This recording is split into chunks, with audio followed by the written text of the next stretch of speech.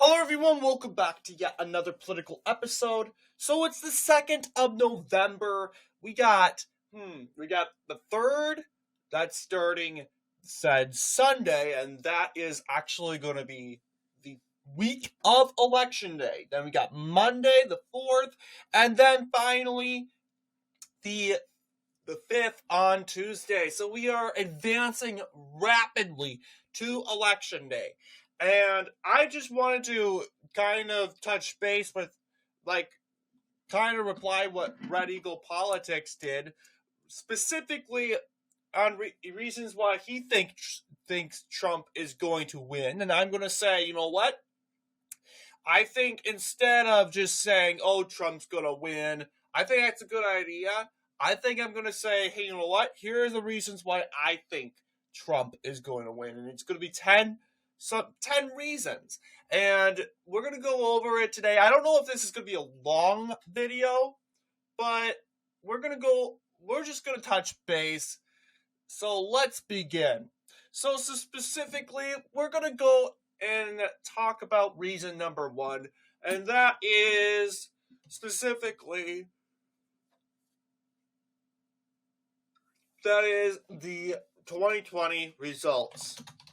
Okay, people forget, like Red Eagle Politics was saying, that how close 2020 was. It's ridiculous. And really, how it usually goes is the incumbent party usually underperforms in all these said states, according to 4 years ago, okay? This was the case in 2020. That resulted to Wisconsin going to Biden, because ideally, Wisconsin went to Trump barely by, less than a point, okay? 0.77, all right?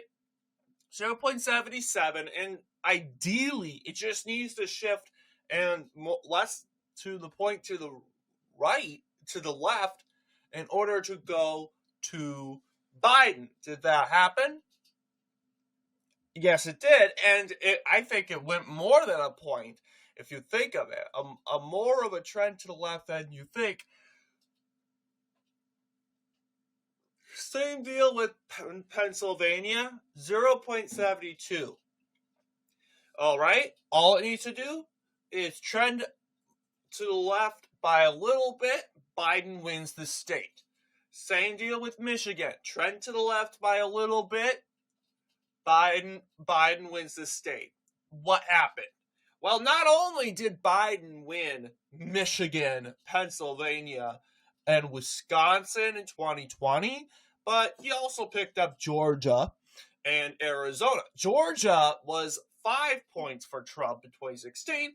It trended to the left by 6. That is thanks to, as you should know, African-American turnout. Thanks to issues such as social justice, police reform, etc., etc. COVID had to do some part of it. But then again, you would think, North Carolina would join the mix too. But then again, North Carolina, a state that voted more for Hillary Clinton than compared to Georgia, went to Trump. So I think Georgia had more of an impact. So, interestingly enough, so we got the 2020 results.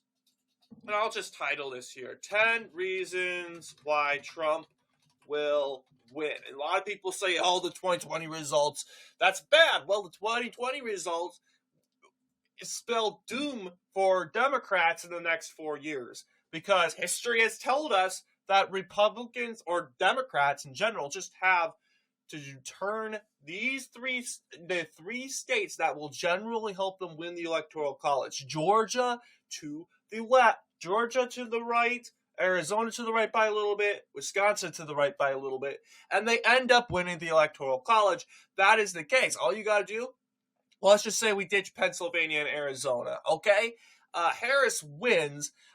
Let's just say we give Wisconsin, guess what? Trump wins the Electoral College, and you know what? He wins regardless here. So that's why I'm thinking, you know what? This is probably why Donald Trump is very likely going to win.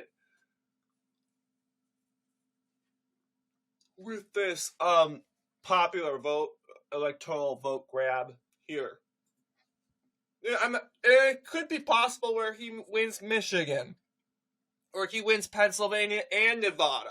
He wins all the swing states, or in a very very good circumstance, he could go ahead and pick Virginia up or New Hampshire. And then you got a more devastating result. But then again, let's just say it's not the best night for Trump that everyone was thinking. All these top battleground states are going for Harris, but the very, very close ones end up going to Trump, and that's all that Trump needs is the very, very competitive. No, I would say compatible in this case. Less liberal said swing states. That involves Arizona, Georgia, Wisconsin. Republicans proved that we can win there. We got Ron Johnson reelected in 2022. We got a lot of races won in Georgia in 2022, despite losing the Senate election. Even though we lost a lot of races in Arizona, governor and U.S. Senate race, we got Kimberly Yee reelected in a landslide in Arizona. I think overall, it really does depend on the turnout in these said states. And then again, Republicans are doing just so good, and that probably will lead to number 2, turnout. And we got to remember, despite Republicans, as you know, doing horrible with turnout, they seem to do pretty well despite losing. We saw the 2020 election. This is what it looked like. And this was a horrible year for turnout for Republicans. Republicans did not want to vote early. They wanted to vote as you know, the same method that they always voted in was voting in said person. And this was sort of a rebellion against the societal norms or the established norms that the left was trying to establish when it came to COVID, social distancing, and all that stuff, masks and all that stuff. And a lot of people, a lot of conservatives in this case, said, you know what, this is my choice, I am voting early. But what that ended up happening was that, Democrats took the advantage because early voting really does benefit Dems. And it took 2 election cycles.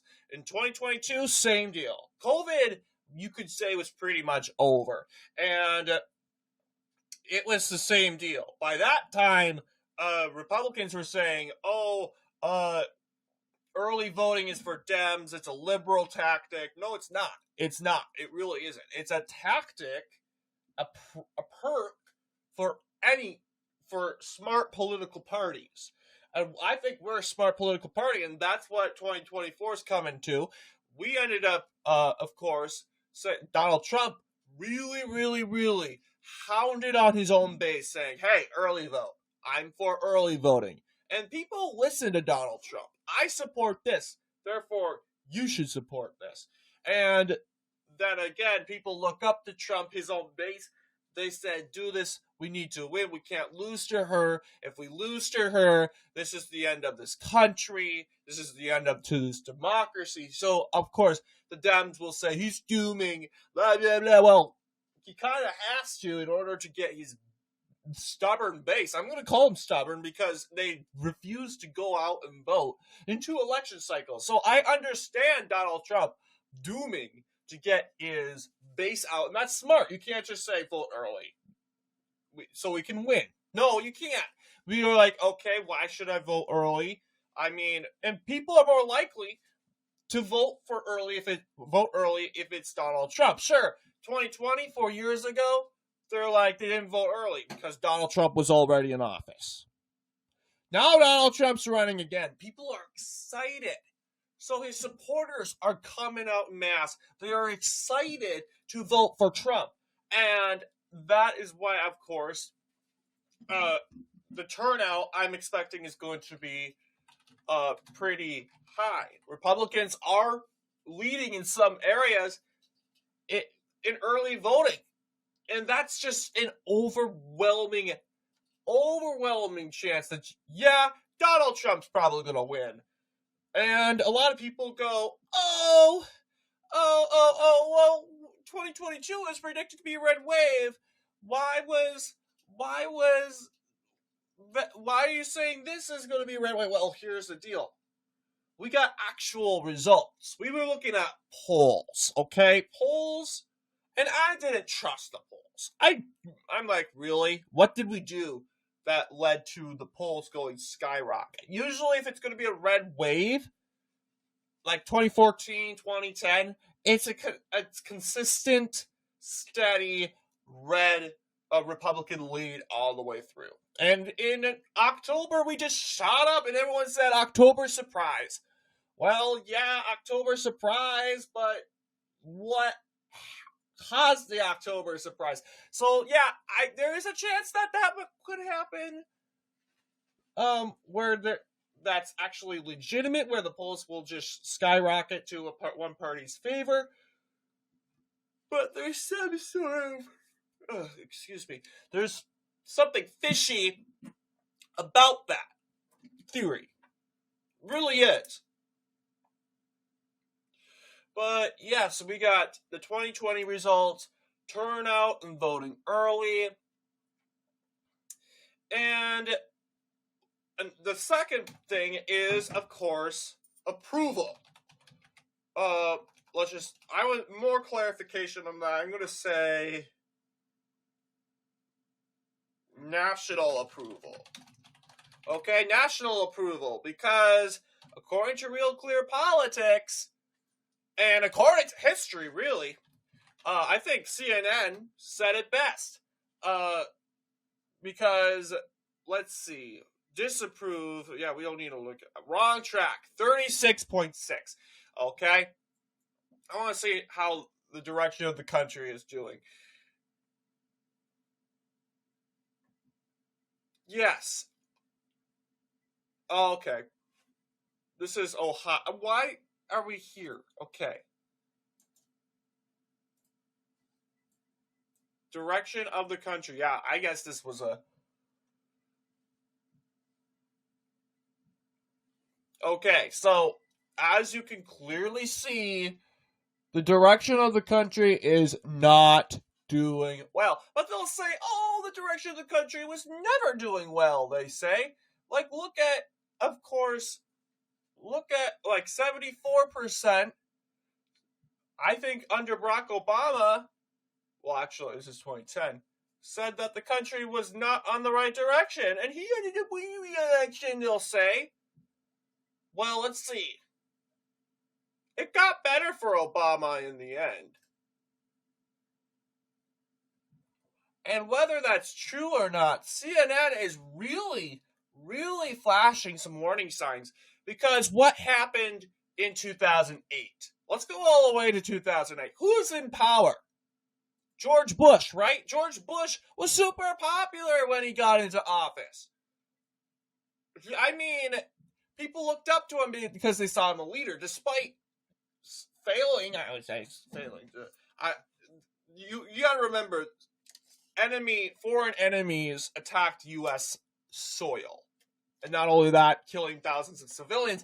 You would think you would blame the president, but the president, of course, took the acts of unity and leadership and accountability, and that resulted to 90% of Americans trusting in him. I think most Americans were scared, intimidated, they didn't know what to do, so they had no choice but to follow the leader. Okay, but then when the Iraq War starts, not just the Iraq War, Iraq War just starts, and Bush starts to get unpopular. Because we invade Iraq, no weapons are there, what's the point of invading? We sent thousands of men to die for no reason. And then on top of that, you have the stock market crash, and then you have the housing market, the housing, and then that, of course, starts the Great Recession in 2008.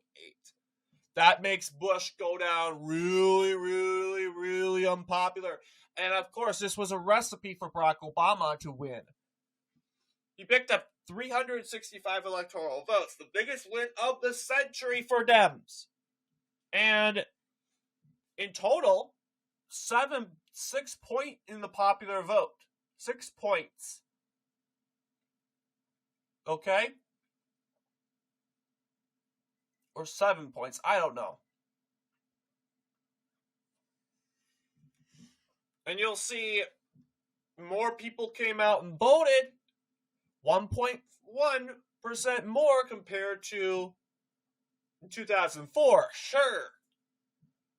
It was rising anyway. But then again, housing market, stock market, and the war, that was recipe for Obama win. But it isn't just 2008 is not just an example. Take a look at 1980. Okay? Now, I'll admit, 1980 was questionable because then again, the media was pulling a classic, what they were right now. They painted Reagan as a right-winger. I wouldn't say it was all the media, though, but eventually, when Reagan started talking and his personality came out, he ended up being liked. The reason why he did so bad with Jimmy Carter, though, was even though Jimmy Carter was very unpopular, it was because, of course, Reagan was more of a conservative. They were going back to Goldwater. They didn't like Goldwater. They wanted a Gerald Ford-like Republican, a Richard Nixon-like Republican, and Reagan wasn't like that. He was more of a conservative, more staunch conservative. And Jimmy Carter in his campaign really took advantage of that. And what ended up happening, though, was more and more Americans, when they got closer, I think began to take polls because there's no way. Like 57% to Reagan's 35%. Like in a landslide. 1970, I mean, like that's the midterms. Midterm year was good for Dems in 1978, despite being, I don't know, were most of the midterms good? For Dems? Well, yeah, they are. Yeah, despite Jimmy Carter being very unpopular. And the Dems did pretty good in the midterms. They won the House and the Senate. Even though Republicans did pick up some seats. Okay, but then again, this guy was blamed for of course, Iran, when it comes to Iran hostage crisis. Then again, we have the environmental crisis, of course, and then just overall inflation, high gas prices. Joe Biden was Jimmy Carter 2.0, believe it or not. And a lot of people look to Reagan, not as someone to kind of stand. Yeah, sure, they look to Reagan as someone who could get the hostages back, or as someone that can stand up to Iran, as people were looking to Trump as someone that can reestablish the peace. So I know I'm getting pretty long with my point number 3, as we still have a lot to go. Same deal with Richard Nixon, pretty unpopular. Well, actually, yeah, same deal with Gerald Ford. He was unpopular, 22% approval rating. This resulted to Jimmy Carter winning in 1976. 1968, Lyndon B. Johnson, he was unpopular. People were unhappy with him. This resulted to Richard Nixon winning. So you get the point. Harry Truman, he was unpopular when he was elected. He started 2 wars. Vietnam, I want to believe. And did he start Vietnam? I thought I was 55. Oh, yeah, never mind. He didn't start 2 wars. Sorry, Harry. All right, yeah, he started Korea, though. And, I mean, he didn't start the Korean War. But this, of course, led to Eisenhower winning the electoral vote against Adlai Stevenson. Now, I'll get it. Some, as you know, presidents did worse things, right? Some presidents did worse things.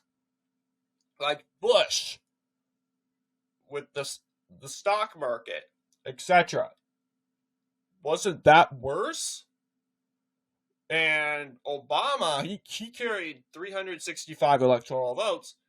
Truman, yeah, he did a war, but people were okay. I mean, people were functioning. The economy was okay. We weren't in a recession or anything, and Eisenhower picked up 442 electoral votes. Like, Truman did a horrible job. Really, it does depend on the turnout. I mean, 63.3% of Americans came out and voted at mass. That's pretty big. So, then again, that's why, ideally, in every single election cycle, even in you can go as far as all the way to the 1800s. Because, believe me, we've had a lot of unpopular presidents. But, yes, don't get me started with 1932, right? 472 electoral votes. Guess what? A record disapproval for Joe Biden. Look at his job approval. Let's see how his job approval is now. And I would say his job approval went up, but he never got to go all the way up compared to, in this case, as you know, like, what he needed to do in order for his party to win. But what ended up happening was,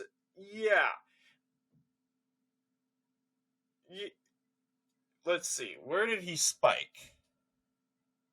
Oh, yes, it's right here. He went all the way up. That was because of Kamala Harris and, of course, response bias.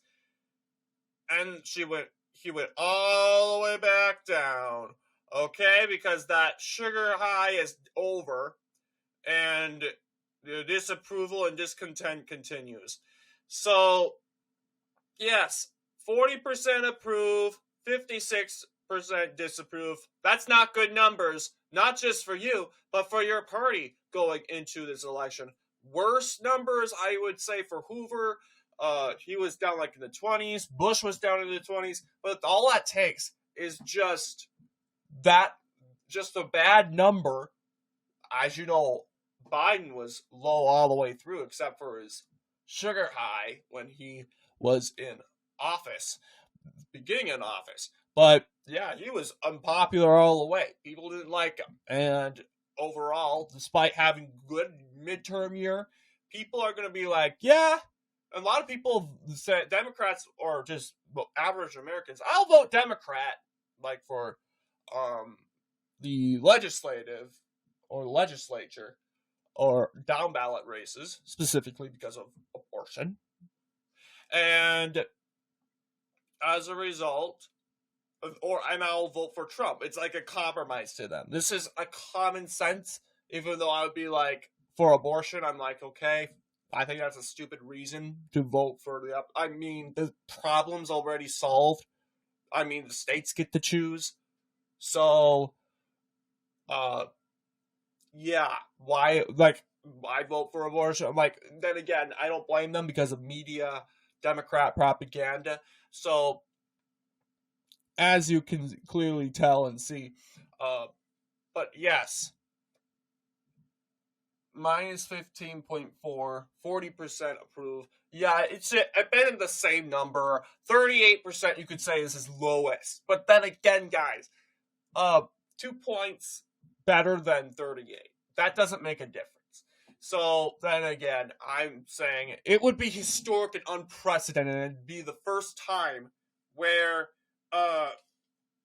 if Kamala Harris wins this, that this filibusters and cancels out history.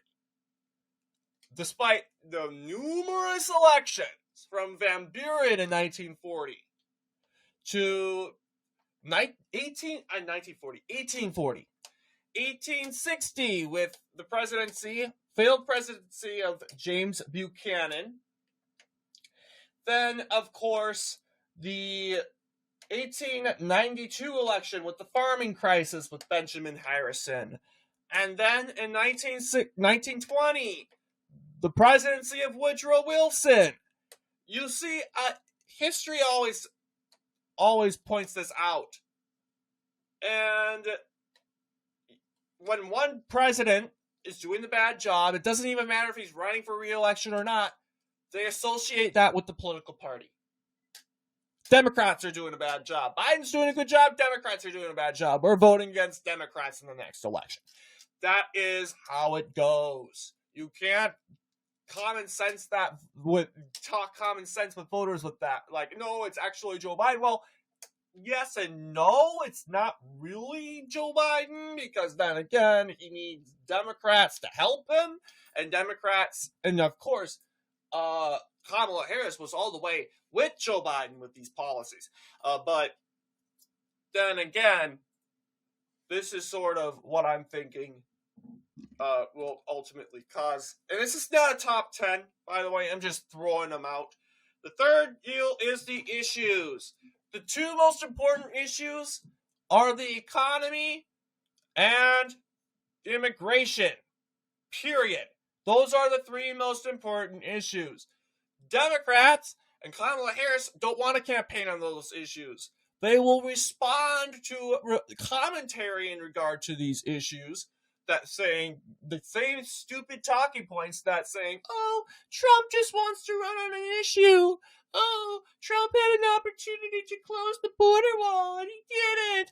Oh. Well, here's the thing. Then again, the border wall wasn't even... You guys can close the wall, but they don't. It's Democrats that really want to run on an issue, if you think about it. And it doesn't have to do with the wall, because they can they can close it if they wanted to. They could close it to get this over with, so Republicans don't have an issue to campaign on. But they're so stupid that they can't even do that. Instead, they campaign on an issue that they want to solve. If they really cared about abortion and women's rights, quote unquote, do it now. Stack the court. And guess what? 3 days till the election. Your time is running out. Pack the court, but they don't want to do that because that will result to them losing. That's controversial, right? They want to win first, which proves that they don't care about abortion. They just care about winning. So when Kamala Harris is talking about using an issue to campaign on and not solving the issue, just remind her about abortion. Hey, you're campaigning on an issue that is rallying lots of women, a lot of voters that care about it. Well, the thing about these voters, I just wish they would just open up their eyes and say, hey, you're in office right now. Why don't you get this done now? Smart people will ask that. And the smart people will most likely realize, it's not about abortion. It's not about abortion. It's actually about winning. Because if we get the abortion thing solved right now, then the issue's gone. The issue is gone. No issue to campaign on. And then people are going to go on to the next issue, immigration and the economy, which are the two leading issues. And regardless if Kamala Harris wants to make this the biggest issue, the issue was solved. Abortion was solved. The states get to choose. Done. Period. Over. You can't bring Roe v. Wade back, and if you can, you're trying to do it in the most unconstitutional, most authoritarian way possible. And Democrats are all for it. Because women's rights are at stake. It's just ridiculous. But yes, Trump is leading on the important issues. Despite, Kamala Harris is gaining with the economy. But has she ever won a poll?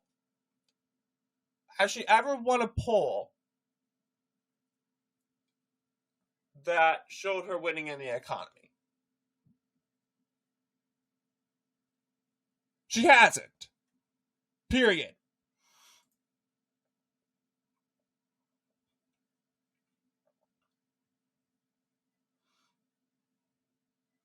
But yeah, I don't think there's polls in regards to that.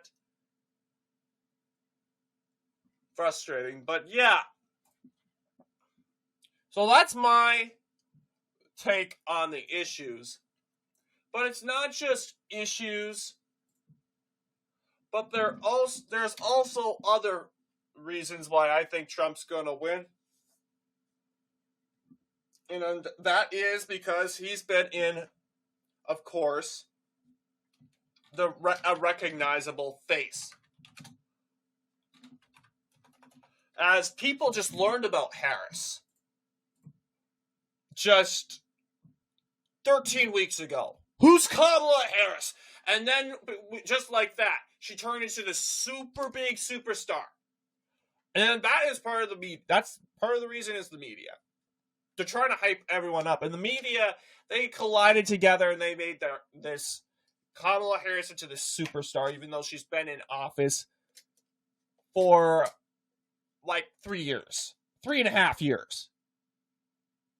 And the people that are falling for this are the stupid people. They're probably the people that would vote for Joe Biden. The mentally declining Joe Biden anyway. Smart people are saying, okay, who's Kamala Harris? They might be interested. What are your positions? But when they figure out her positions and they ask questions and she doesn't even answer the questions, people are like, I feel we cannot trust you. We can't trust you.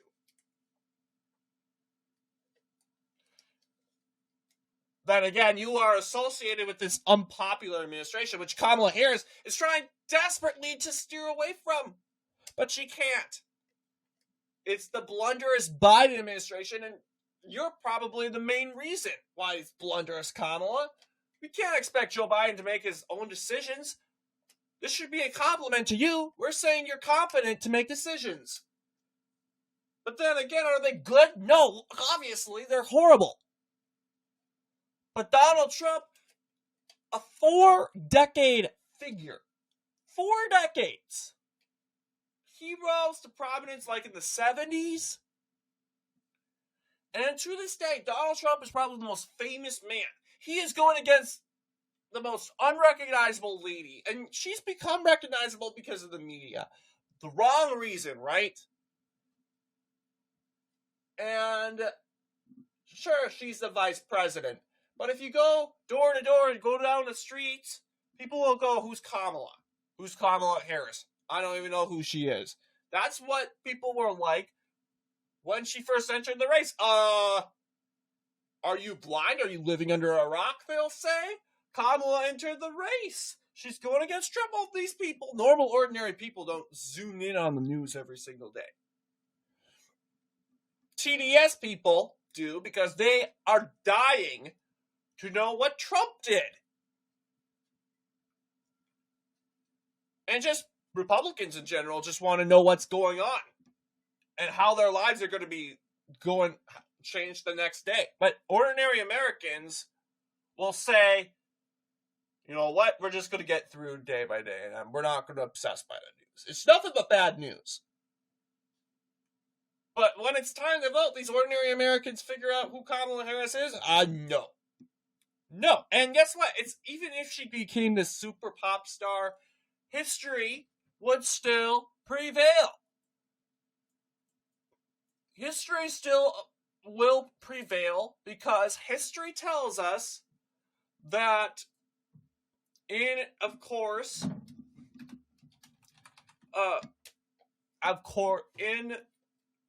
different scenarios, in different cases, if the ruling party is in power, it's not so good for them. Okay? And this kind of correlates with number 1 and number 3.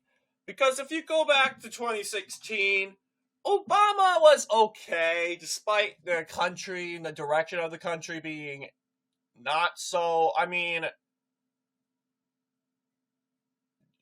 it was okay during August. That's because of the Biden sugar high. They got Trump out, and that's all they were happy about. But yeah, this is right after January 6th, of course. But that's all they cared about. And they had the Biden sugar high, and then guess what? The withdrawal happened, and that's when it went down in control. It wasn't just the withdrawal, though. It was just COVID vaccines, COVID vaccine mandates. A lot of voters thought, okay, that's very unconstitutional. But going back to, I would say, history, we prove that, number one, the 2020 results, if history repeats itself, let's see. There wasn't really any close race in, like Florida, 8.88. And ideally, Florida would just have to go to the right by like 1 point, and it did. 2016, the Democrats thought they would win Florida, but they weren't paying attention to voting history in Florida. Florida was a swing state, and compared to 2008, where it went to Obama by 2 points, Obama lost Florida by, let's see, Florida by, let's see, there's no swing, darn it, no swing. But yeah, he lost Florida by he lost a lot of votes in Florida by 1 point, 1 percentage point, at mass, a very, very fast number. And then you got 2016, more voters are turning in Florida. And I'm so annoyed that there is no sort of swing, but yes, Donald Trump pretty much leads the state by 2. Okay? But then, well, I wouldn't say by 2, let's see. 1.2 is the margin. 2020.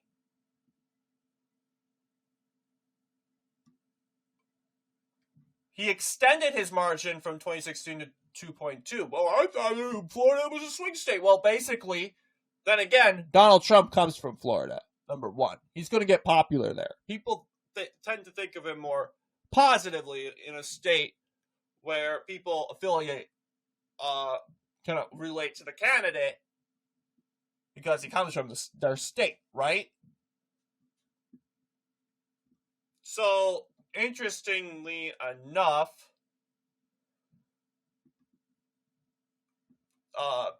that's why I'm thinking, you know what, this is sort of the example why I think swing states will go back to Trump. I think it's inevitable.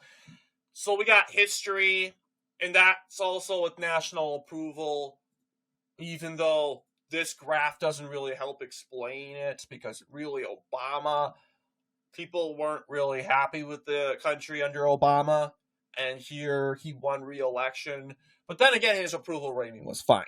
His approval rating was, in cases, okay. Okay, here's an example here. 4-year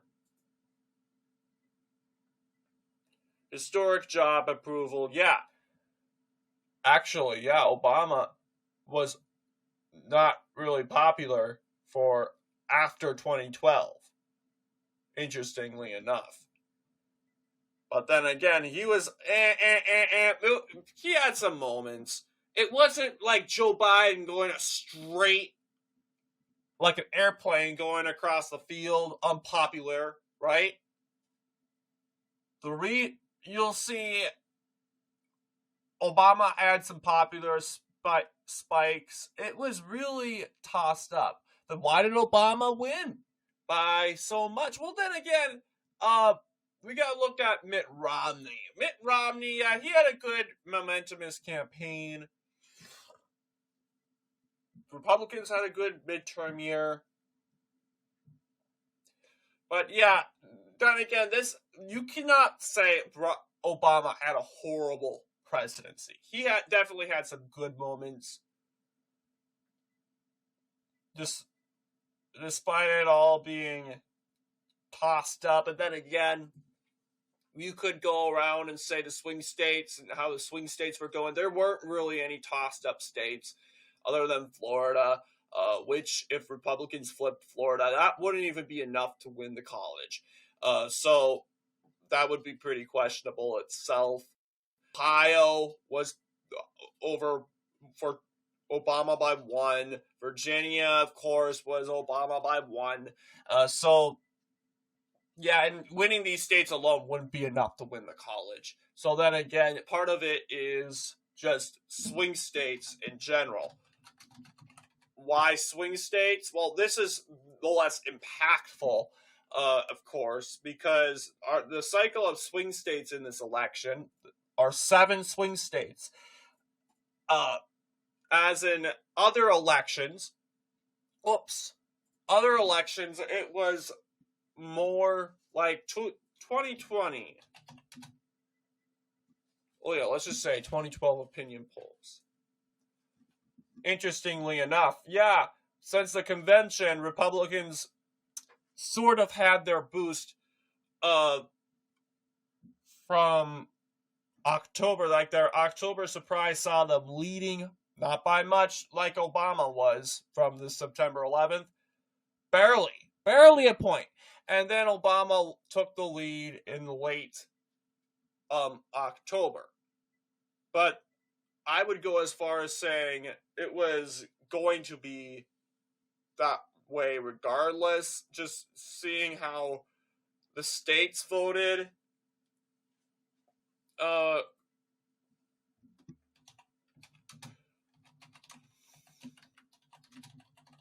Right?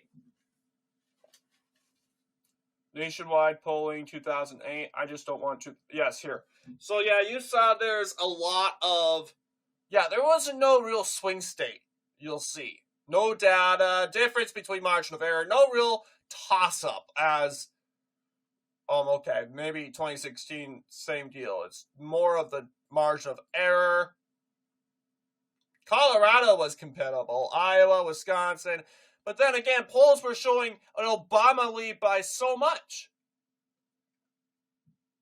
So really, you can't really convince me and say that these states were so close at the end. No. The only close state in 2012 was Florida, which almost went to Obama by a point.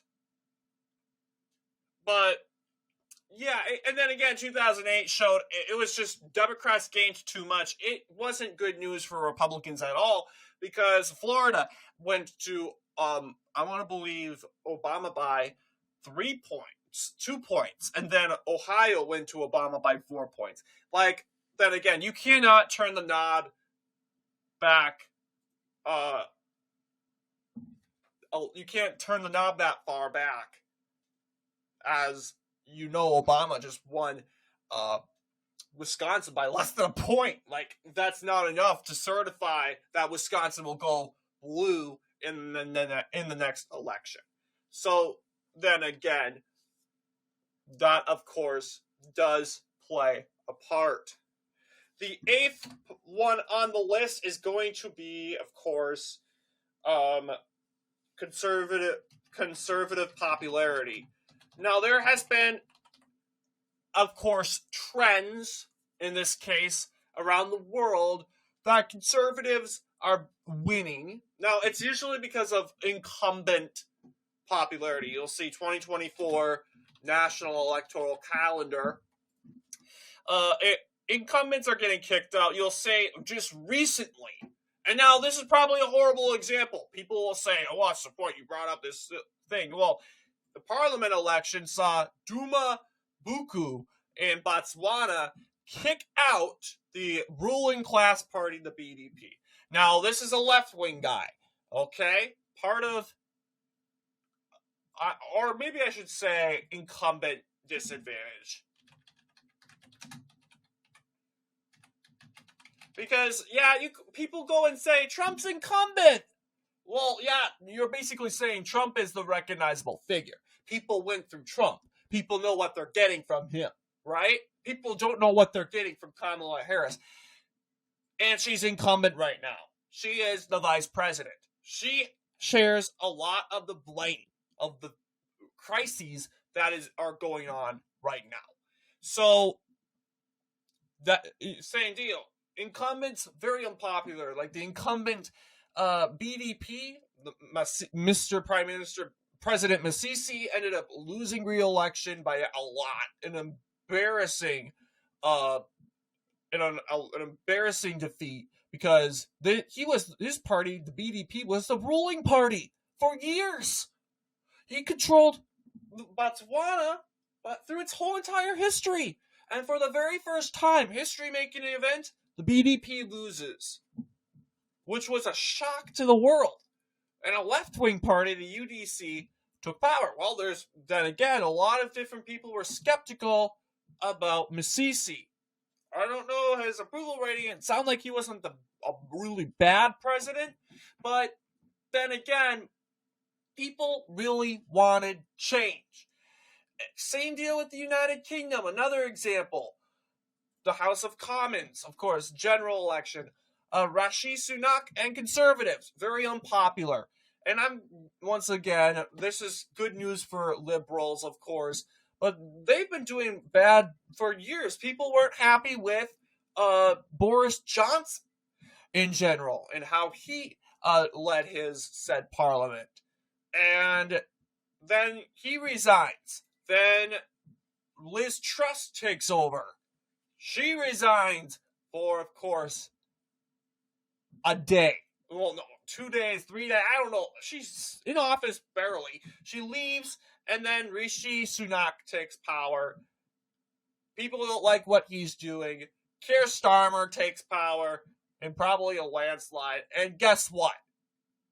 Keir Starmer is now unpopular. He is taking a nosedive. Conservatives are going up, but you'll see they're not really trusting conservatives as they did much with previous times, but technically Labor is still in the lead. So yes, that is another example. I'm trying to think of an example of a conservative win.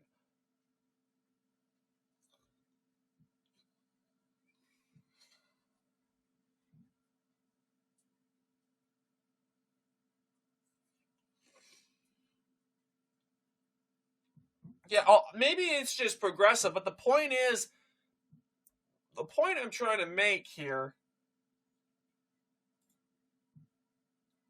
is specifically incumbent parties have a disadvantage in trying to keep power. They always do. They're incumbent. They get the blame on everything. They go and blame Trump for Project 2025. It doesn't work like that. It really doesn't work like that because Trump's not in power. Now, if Trump was in power and holding office right now and he does this Project 2025 thing, that would have more of an impact. But Trump's a candidate running for re-election. He's the candidate for change, right? And this whole argument that Kamala Harris is the candidate for change is just delusional. That's an argument for stupid people. Because we know that Kamala Harris, in any way, is not the candidate for change. Period. Besides, we also have increasing demographics. Meaning, you know what? Trump just needs to improve his base with just a few more diversity groups. And he has. He absolutely has. Like, take the African American vote, for example. I can guarantee you, Kamala Harris isn't winning the African American vote by 90. No. In fact, I would say she goes as far as probably losing maybe 4 percentage points or 7 percentage points. And here, yeah, you can't rely on African American vote solely by itself. It does turn the knob, like with Arizona and Georgia. Definitely. In Georgia, 3.1. That's a huge indicator why I'm thinking, yeah, definitely. Georgia's going for Trump for sure. If Georgia wasn't going for Trump, that means Kamala Harris must be doing really, really, really good with black men, which is what she is really, really lacking on. But yet, you'll see she's losing a lot of the African American base. Yeah, she's pulling the majority of black men. No one's saying that she isn't, but she's not making her expectations with black men. They voted Democrat 90% clip all the way. Now they're voting, according to recent polls, like 80%, 70%. That's horrible. That is horrible, and that's not what Kamala Harris needs in order to win the election. So it's not just black African American, it's also Hispanic, because then again, and they have really woke up. I mean, compared to African American, and I would go as far as saying it would be more close to the 50% range, of course, because Hispanic and Asian tend to be more conservative compared to African Americans. For some reason, a lot of people say slavery had to do a big reason, and the civil rights movement and segregation was a part. But then again, Hispanics and Latinos and Asians suffered with discrimination. But I guess you can't necessarily say, yeah, African Americans did suffer a lot though. But then again, just African Americans in general had a long seed of implantedness in the Democrat Party. I think that's just the main reason why they are just so stuck in the Democrat Party 90% range. They've been in the Democrat Party almost for 100 years. We're going on to 90 years because they really left the Republican Party after when Hoover was in office, Great Depression, and they went and joined FDR. And then ever since then, it's been climbing up and up and up and up. It had nothing to do with discrimination, because post-slavery, as you know, Republicans were seen as the party of anti-slavery. They were seen as the party that freed slaves. 90% of African Americans were a part of the Republican Party. But after Republicans had bad leadership under Hoover, they just got stuck under Roosevelt, and the Democrat Party, which really, really had a lot of race problems. But then again, they showed more trust in economic reasons, and that's why I'm thinking, African Americans, they think more rationally. They go and they vote on issues, not by feelings. They'll vote for the party, the Democrat Party, that generally has the KKK, and they have segregationists in the South, but they don't care. They're going to go and they're going to vote for the candidate that they think is better in their needs, and that is economic needs, right? Not only that, but white non-college graduates. Donald Trump just needs to improve maybe 2 points with white college graduates, and he wins every swing state. Let's just say he gains like 64. Look at that. He won the Electoral College. Same deal. He just needs to improve in Arizona. He improved by Arizona by 1.3, basically winning by 1.3. Wisconsin, 1.7. And Georgia, yeah, it's 0.5. But I definitely know that African-American vote's not going to go to 90%. It's going to go probably mid-80s, maybe lower 80s if that's the best performance. But yes, if demographics are correct, it should look like this. yeah, Kamala Harris wins the popular vote, and I think that's silly because then again, she's not the recognizable figure. She's a part of an unpopular administration, and we're thinking she's going to win the popular vote. Yeah, that's because the party by registrations is mainly Democrat. But then again, there are a lot of Democrats that don't like her, like labor unions, minority groups. You see, it's not really doing so well. So what's our last one going to be? Now, the last one, I don't know necessarily. What should the last one be? I have not thought of this list. I just had them come out in, of course, in different separate orders. But we could go as far as saying, I would say the polls. How about the polls?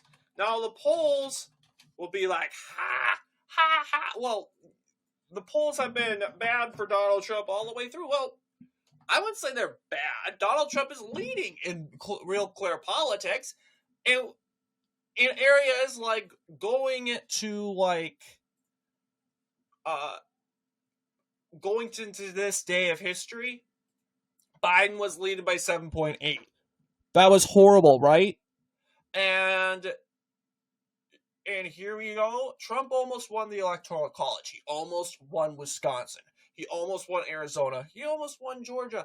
And maybe if Donald Trump had improved his approval with African American voters overall, he would have carried Georgia by 4 points or 5 or even more. But with Wisconsin and Arizona, he would have won re-election. And that's just solely on the African American group. You could go as far as saying BLM was the main reason why Donald Trump didn't meet his expectations. Like, he didn't. He met his expectations. He overperformed.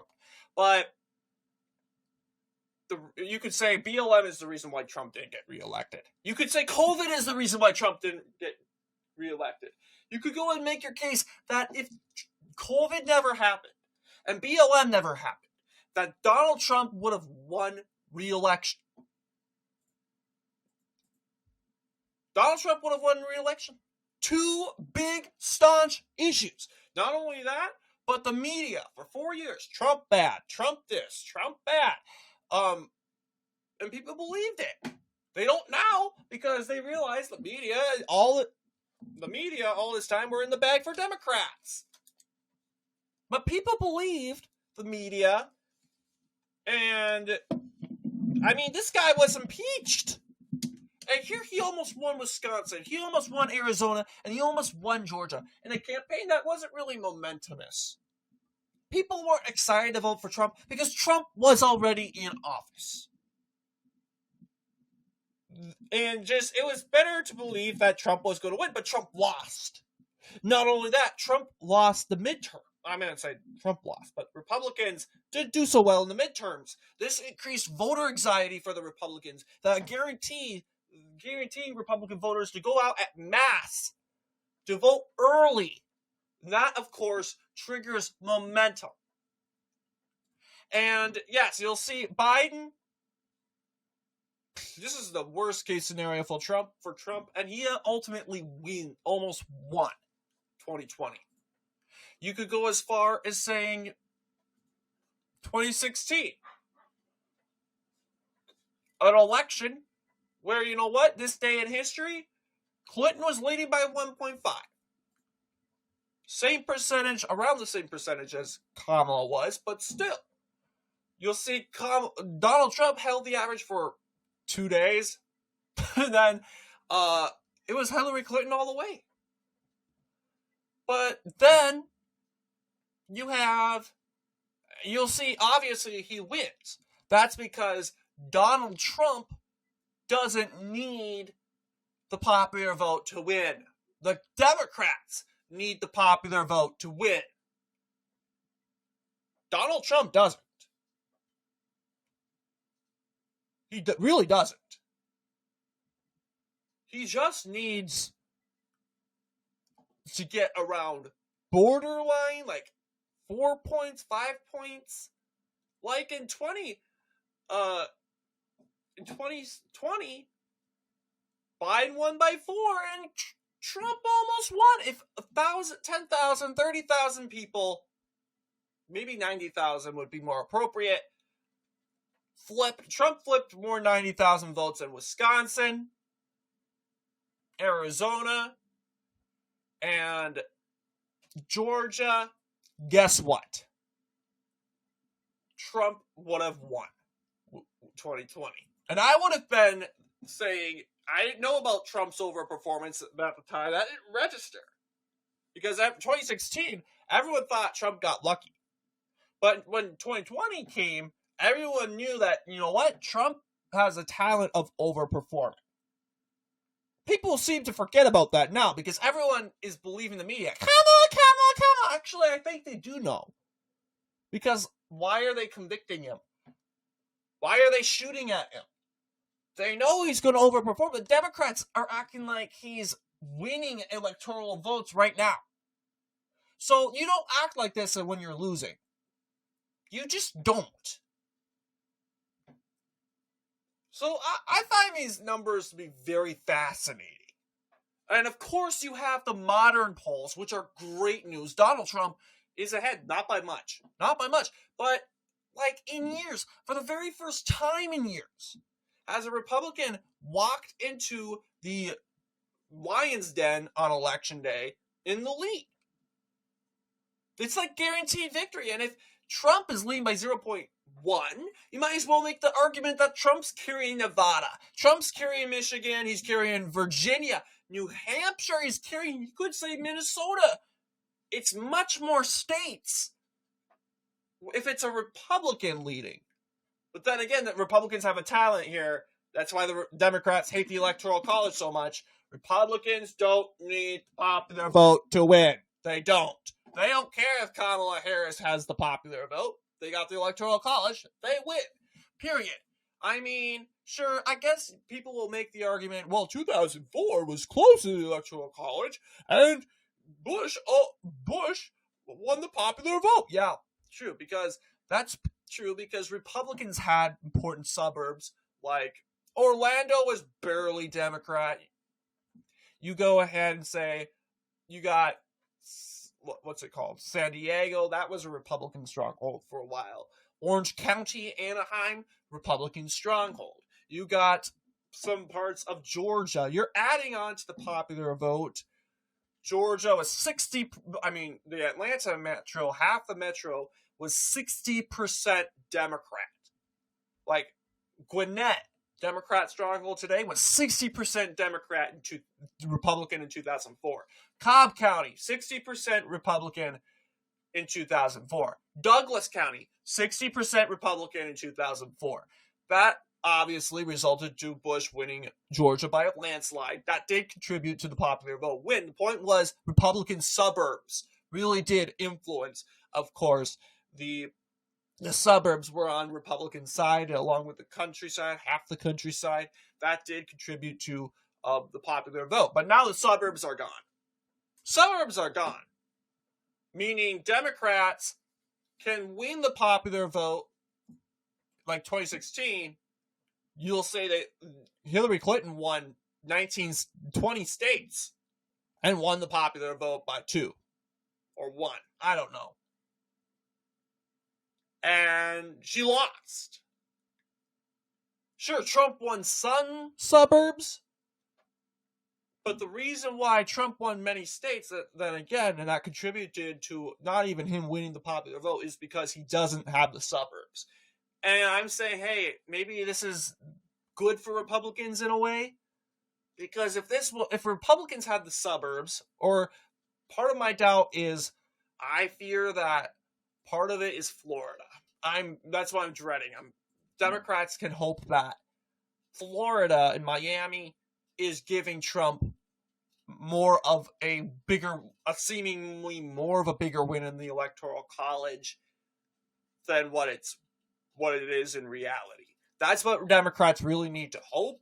But then again, polls in Florida have been close. And then again, you'll see how impact Florida has. Like, I mean, Miami, it's a populated city, sure. But then again, you need suburbs everywhere. Not just Miami. I mean, Republicans had parts of Chicago. The Chicago metropolitan area in 2004. Lake County, DeKalb County, Will County, this is Will County. They have all these areas. This is Chicago's right here, Cook County. And these suburbs. And besides, Cook County was not what it was right now. So that's my closing argument. So, what do you guys think? I know this video has been extra long, another long video. But yeah, this is sort of, election day's coming up. We got more and more liberals coming on the channel, and they're arguing, delusional, because Trump's a convicted felon. I get that. Trump's a convicted felon. And the American people polled, and they said that didn't matter. Because Donald Trump is Donald Trump. He's a recognizable figure. 4-5 decades of recognition. People care if he's a convicted felon. People know who Donald Trump is. How many years have we gone with Donald Trump's a rapist? Okay, apparently people don't care Donald Trump's a rapist. He lost 2020. They kept playing rapist because of that. Because Trump almost won Wisconsin. Trump almost won in Arizona. Trump almost won in Georgia. He almost won the election with you guys spewing the rapist title towards him. You even called him Hitler. And he still almost won. And I can make the argument saying, hey, the more you call him convicted felon, the more you call him rapist, the more you call him these nasty titles, this is just going to draw more support to him. Like, you cannot say that tons of people defended Trump. Dr. Phil, most moderate guy, said, you know what? If you got Dr. Phil saying the conviction was wrong, and people say he's so far right, no, he's not. No, he's not, because I saw him take a lot of social progressive stances. Go back into history. But then again, I'm not going to get stuck on Dr. Phil. But you get what I'm saying. So what do you guys think? Let me know down below. And as always, I will see you all in the next political episode.